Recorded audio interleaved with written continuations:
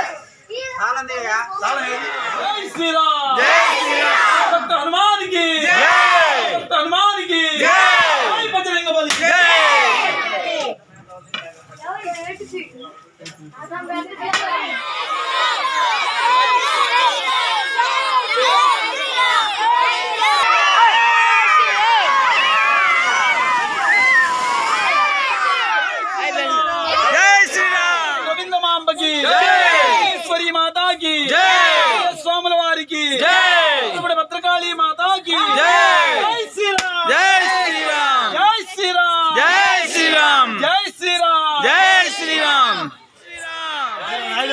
Jai Sriram Jai Sriram Jai Sriram Jai Sriram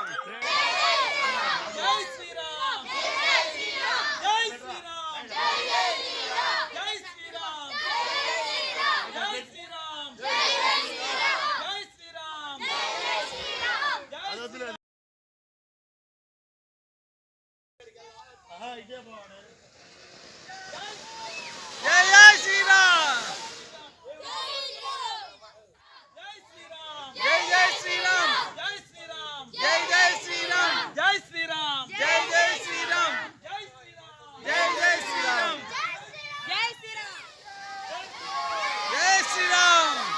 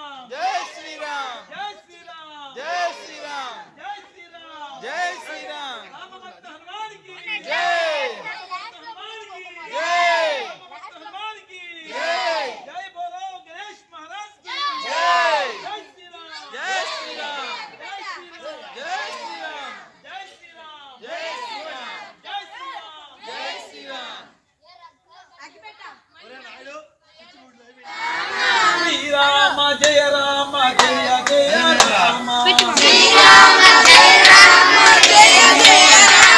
Srirama Jaya Rama Jaya Jaya Rama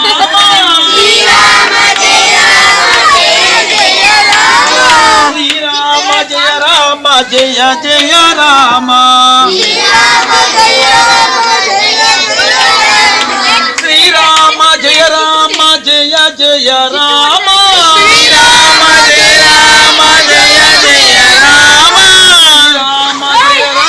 Jaya Jaya Rama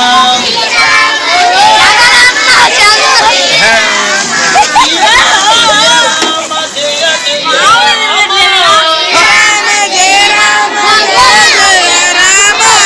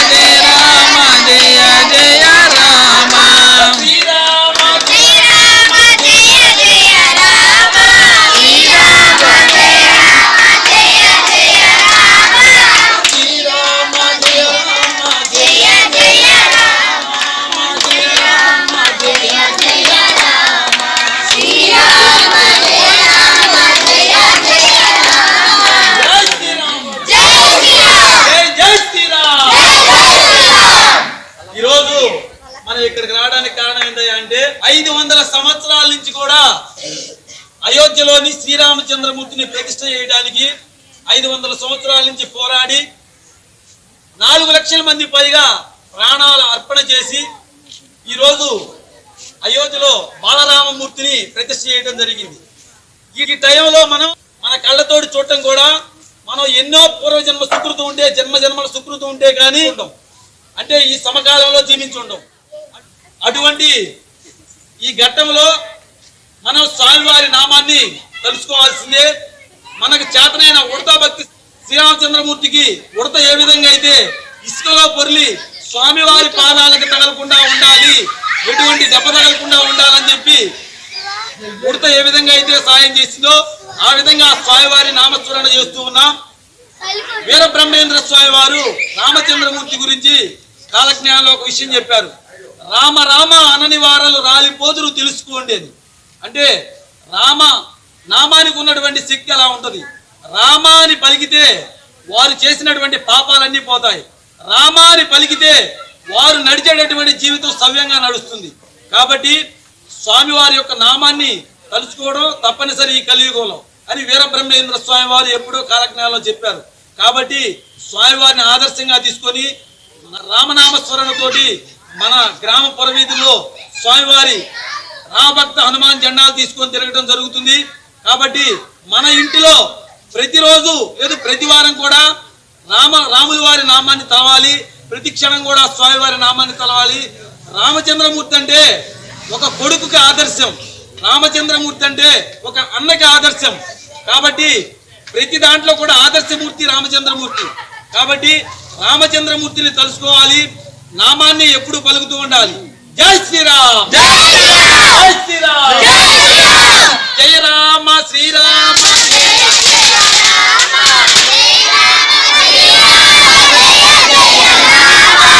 Rama Srirama, Jaya Jaya Rama,